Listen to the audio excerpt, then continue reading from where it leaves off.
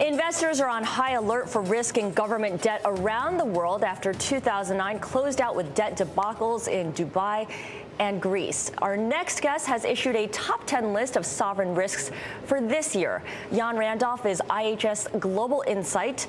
He's an executive there, and he joins us now live from London. Good morning, sir, and thank you for joining us. Happy New Year to you. First off, let's start with one of the known trouble zones here, trouble spots, Greece. It came on our radar screens last year. Will it default and jeopardize the Eurozone? Well, Greece came up with, the new government showed new books which public finances were a lot worse than first thought. But the Eurozone, the weaker Eurozone countries are being targeted because unilaterally they can't devalue or lower interest rates because that's in the hands of the ECB. So they're stuck in terms of competitiveness and growing out of these debt burdens. And that's why they're being targeted, really, I think. Is it justified then to be concerned about the rest of the Eurozone?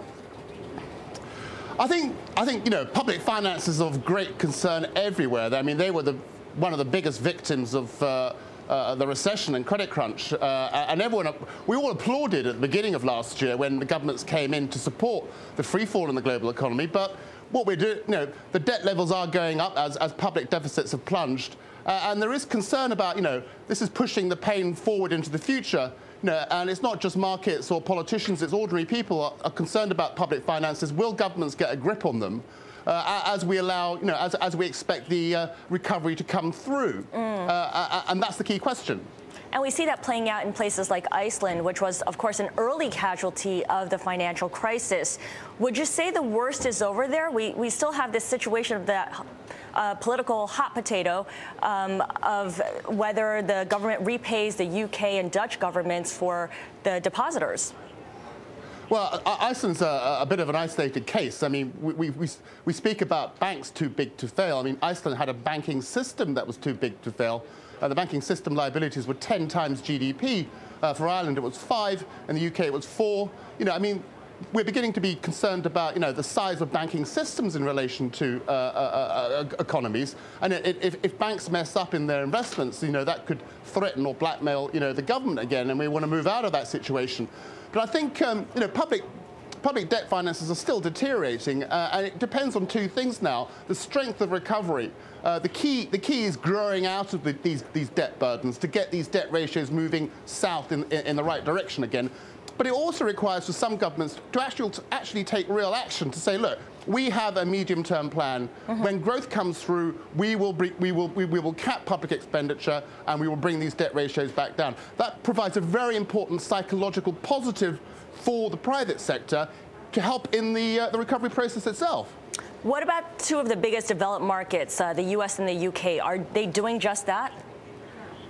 Well, it's an interesting one. I mean, the UK, US started off with relatively low public debt levels in the low 40s as a percent of GDP 2.5 years ago before the credit crunch.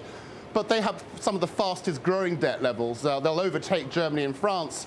And that is a concern. I mean, the key reason there is because of the way in which US, UK tax revenues were concentrated on property and finance, and turnover there was particularly bad hit over the last 2 years. But yes, there is concern. But in America and the UK, the governments, all governments recognise we have to grow out. Growth is absolutely key. Grow out of these rising debt burdens. But it also requires that governments are not in denial and they come up with clear, credible plans to put public finances back into order.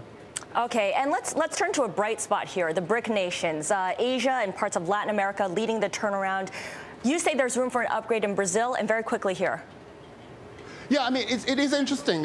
Some of the emerging market sovereign finances have survived quite well. And most of the upgrades, Indonesia, China, Brazil, I mean, they're looking good. And that's, part of the attraction at the moment in terms of investors. I mean, Brazil is now actually a net creditor nation in hard currency terms. That's quite a turnaround compared to 10, 20 years ago. All right, we thank you for your time. We've been speaking with Randolph of IHS Global Insight in London.